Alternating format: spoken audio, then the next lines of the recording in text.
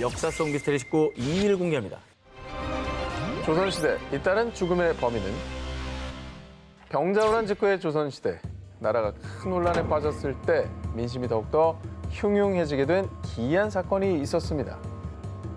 그 얘기 들었어? 어젯밤에 옆집 돌쇠가 죽었다며? 아유, 끔찍해라. 아니 대체 몇 명째 죽어나가는 거야? 사람들의 잇따른 죽음의 범인으로 지목된 이는 다름 아닌 귀신이었습니다. 의병장 조경남이 기록한 난중잠록에 따르면요. 인조 15년 7월 한양에 요귀의 변이 있어 밤마다 임가에 소리를 내며 출입하며 사람들이 가위에 눌려 죽는 일이 많았다. 회회 하는 소리를 낸다는 일명 회회 귀신이 출몰. 이는 난리에 죽은 원통한 귀신들로 주로 비 오는 밤에 나타나 사람들을 가위에 눌리게 죽인다는 소문이 돌았고요. 한양에 이어 삼남 지방까지 그 피해가 확산. 조선 각지에서 사람들을 죽이는 회외 귀신에 대한 공포가 급속도로 퍼져나갔습니다. 야, 이거 뭐 그냥 소문으로 끝난 게 아니라 실제로 가위에 눌려 죽은 사람이 있다니까. 근데 정말 귀신의 소행인가? 그건 말이 안 되잖아요, 근데. 회외 귀신을 단순 괴담으로 치부할 수 없는 게 사람들이 연쇄 사망. 혹시 누군가가 자신의 살인을 회외 귀신 괴담으로 포장해 실체를 감췄던 건 아닐까 하는 의혹이 드는데요. 이에 민심이 소란스러워지자 실제 조정에서도 이 귀신의 정체를 알아내려고 의금부가 조사에 착수. 위령제를 지내는 등 조치를 취했지만 사람들의 공포심은 쉽사리 사그라들지 않았고요. 이에 한간에서는 회회의 귀신 괴담은 조정에 불만 있는 세력들일 겁니다. 전쟁으로 가족을 잃거나 포로로 잡혀갔다가 도망쳐온 사람들이 나라 망하라고 괴담을 유포한 거죠. 라고 주장하기도 했습니다. 하긴 뭐 지금처럼 무슨 과학 수사나 뭐 CCTV나 이런 게 발달하기 전에 뭐 검시관은 있었겠지만 뭐 얼마나 정확했겠어요. 그죠? 네. 그러니까 이게 미스터리가 많이 있었을 것 같아요. 사람들이 잇따라 죽어나갔던 공포의 회외 귀신 소동. 그 괴담의 이면에는 귀신을 앞세워 자신의 죄를 감추려 했던 악한 살인자들이 있었던 건 아닐까요? 역사성 미스터리 19 11일 공개합니다. 신라 왕자 김태렴은 누구인가? 통일 신라 시대 일본 큐슈 다자이 후에 신라 왕자 김태렴이 700명 규모의 사절단을 이끌고 방문했는데요. 일본의 천황에게 경덕왕의 전원을 대신 전하옵니다. 저희 폐하께서 몸소 조공하려 하셨으나 국정이 해이해질까 염려하시어 저를 대신 보내셨으니 신국의 특산물들을 받아주시옵소서. 자, 당시 두 나라의 국교는 거의 단절된 상태. 일본은 신라와의 교섭을 위해 눈치만 보고 있던 상황이었는데요. 자, 그런데 신라의 왕자가 먼저 당나라 황제와 동급인 천황이라고 얘기를 하며 대우해 주지를 않나.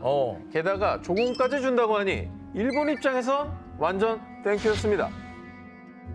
오, 이거 되게 특이한데요? 이런 역사가 있었습니까? 네. 이거 목적이 있었을 것 같아. 난 조공이라는 용어가 사실 약간 기분 나쁘거든요. 거슬리죠. 일본에 조공한 적은 없잖아요. 그러니까. 당시 왕자 김태렴은 조공을 바치고 남은 물건들을 귀족들에게 판매, 막대한 수익을 얻어 신라로 돌아가는데요.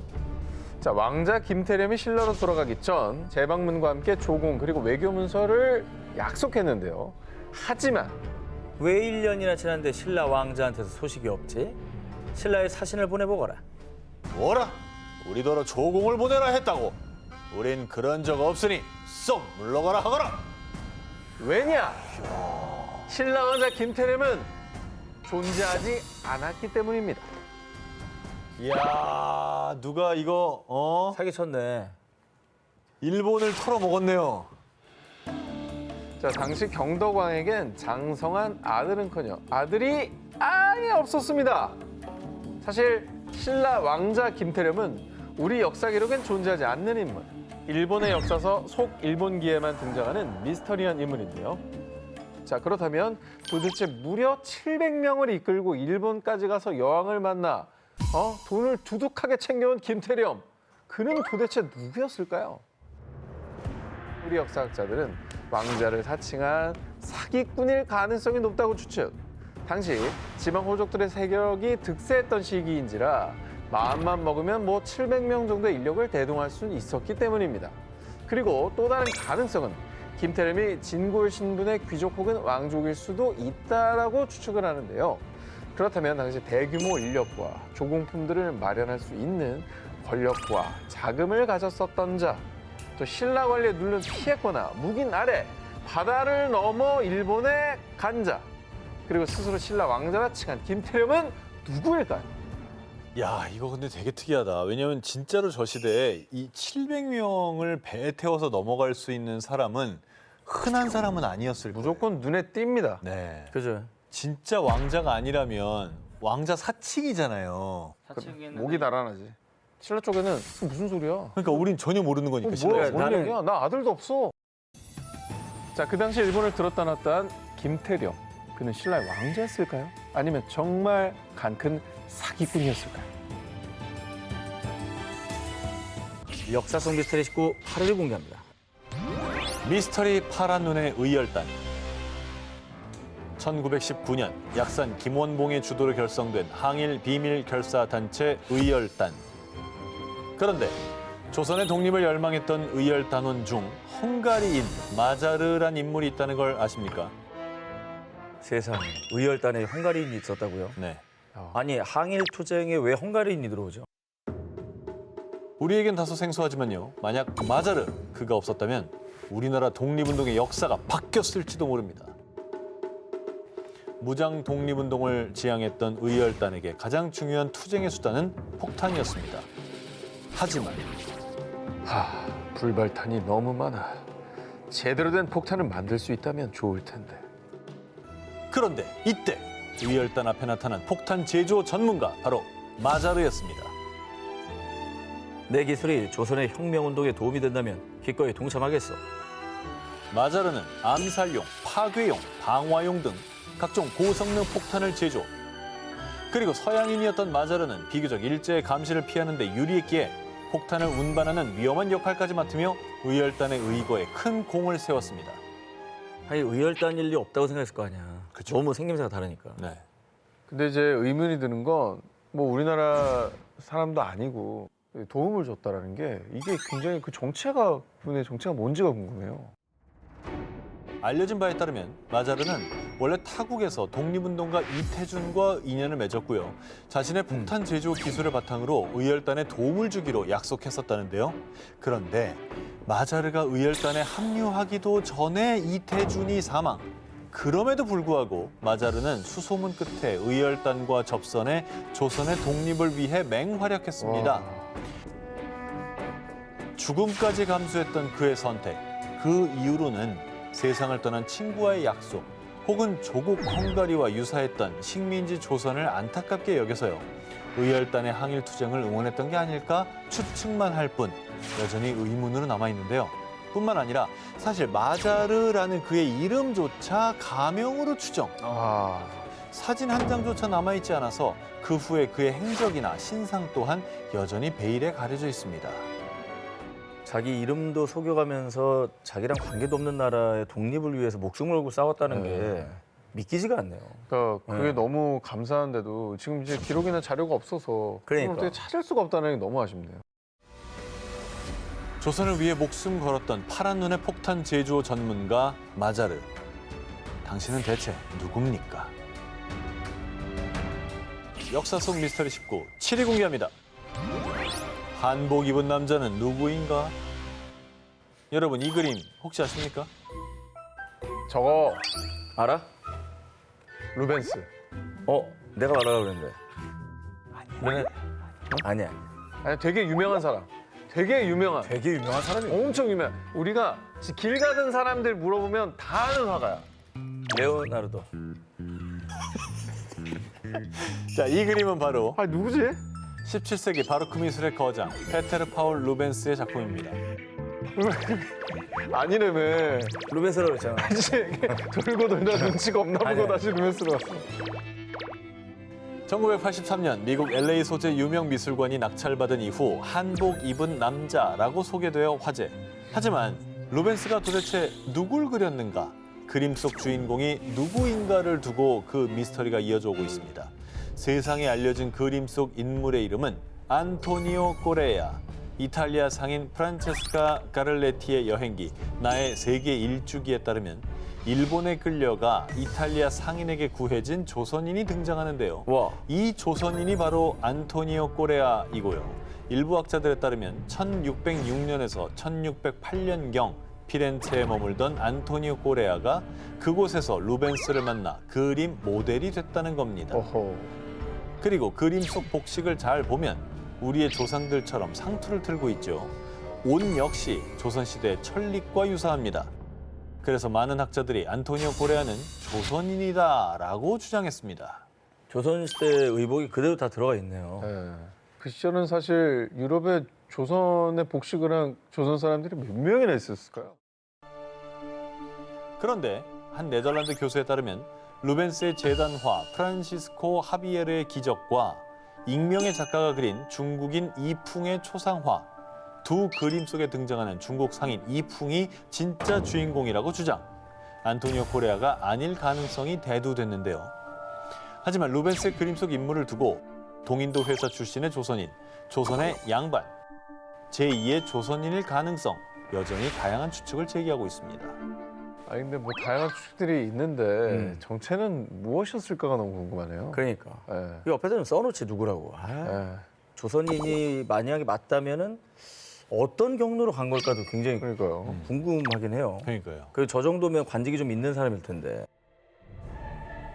그림 속에서 우리를 쳐다보고 있는 남자, 그리고 그 남자를 그렸을 루벤스. 그 남자가 누구인지는 루벤스와 그림 속 인물만 알고 있을 겁니다. 역사 속 미스터리 19 6위를 공개합니다. 선화공주는 모모가 아니다.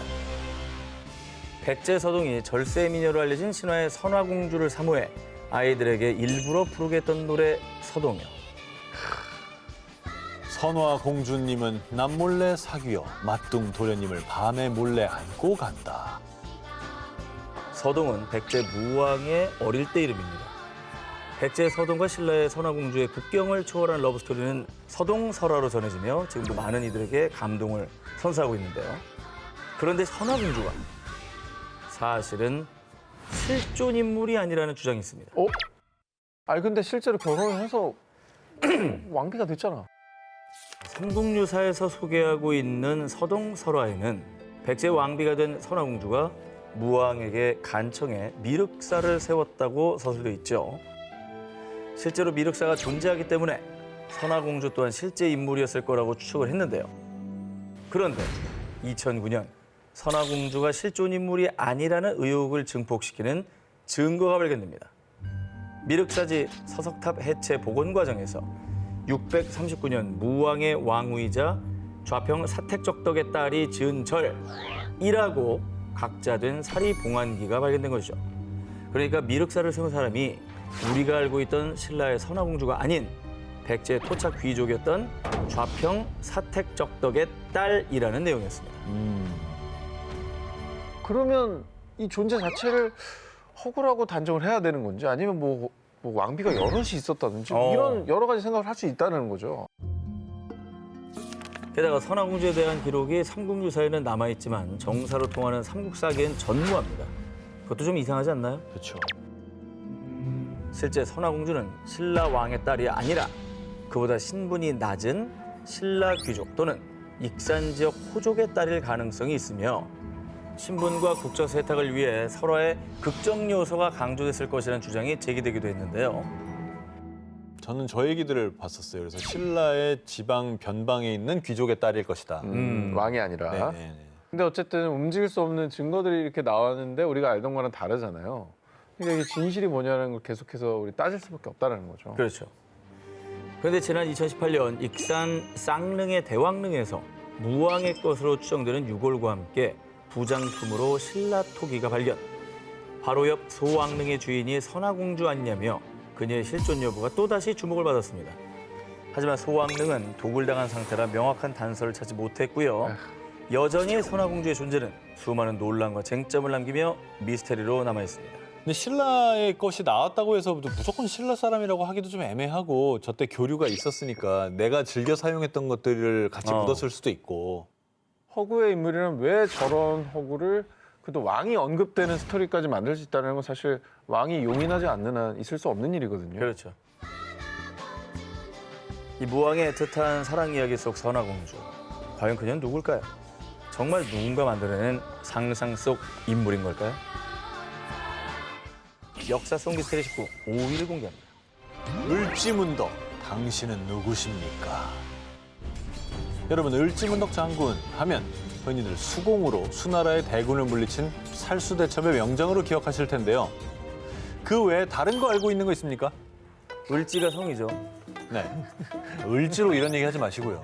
그 정도 압니다. 살수대첩 말고 아는 게 없죠. 진짜 없어. 실존 인물 아니란 얘기도 있어 그래가지고. 진짜? 너무 없어가지고. 이렇게 우왕좌왕하시는 게 어떻게 보면 당연합니다. 왜냐? 을지문덕 장군이 언제, 어디서 태어나서 어떻게 자랐고 또 언제 어떻게 죽었고 심지어 을지문덕의 이름은 맞는지 관직명인지 미스터리 그 자체 기록에 남아있지 않기 때문입니다. 그렇군요. 오로지 살수대첩에 대한 기록만이 후대에 작성된 삼국사기 열전의 을지문덕전과 1931년부터 연재된 심채호 선생의 조선상고사에 자세히 등장할 뿐입니다. 삼국사기에 따르면 을지문덕은 그 계보가 상세하지 않다로 미스터리하게 시작합니다. 612년 고구려 영양왕 23년 수나라는 당시 100만 대군을 이끌고 평양성으로 쳐들어왔습니다. 하지만 을지문덕은 거짓 항복 작전을 반복하며 수나라 군사들을 지치게 만들었고요. 수나라 장군 우중문에게 보낸 시 여수장 우중문 시까지 기록돼 있습니다. 그리고 을지문덕 장군은 수나라의 30만 별동대를 살수 지역으로 유인한 뒤 항복하는 척하고 안심시켜서 때가 되었다. 공격하라! 수나라 대군을 물리쳤는데요. 하지만 살수대첩을 끝으로 613년 이후 그에 대한 기록은 정말 미스터리하게도 말끔하게 사라졌습니다. 아니 시까지 기록에 있는데 왜 역사에는 저분이 없는 거예요? 그러니까요. 거의 이순신 장군의 버금가는 명장인데 그러니까 저 기록만 남아있을 수가 있다는 건가요? 혹시 을지문덕 장군이 반역했던 게 아닐까요? 아, 그런 추리도 있습니다. 영양왕 입장에서는 무섭거든. 자, 을지문덕 장군의 미스터리한 행적을 두고 학자들은 다양한 추측을 제기했는데요. 을지라는 글자를 두고 과거 만주, 몽골에서 거주했던 선비족 중에 을지 씨와 비슷하다며 선비족 계통의 귀화인이라고 추측했는데요. 그리고 혹자는 연개 소문의 쿠데타 이후 반대편에선 을지문덕 장군이 기록 말살형을 당한 것이 아니냐라는 그렇지. 추측을 제기하기도 했지만 여전히 미스터리로 남아 있습니다. 이긴 내 얘기만 남겨놓고 그 장군에 대한 얘기는 별로 안 써놓은 거네. 다 지워버린 거네. 그러니까 그것만큼은 지울 수 없었기 때문에 남겨놨을 것 같아요. 그렇죠. 살수대첩 이거는 뭐 어떻게 빼박이. 움직일 수가 없잖아. 음. 을지문덕 장군 덕분에 이겼다는 거. 나라를 구한 명장 을지문덕. 우리가 모르는 역사 속 그의 다른 삶은 어땠을까요?